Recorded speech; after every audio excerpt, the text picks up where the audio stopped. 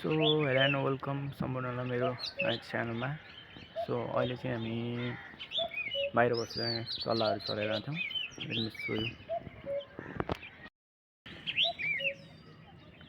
So अहिले हामीसँग अहिले कतिवटा 6वटा चल्लाहरू छ। मस्त बाहिर चढिरहेछन्। अहिले तपाईँले योवाला चल्ला देख्नुभयो, यो कलरको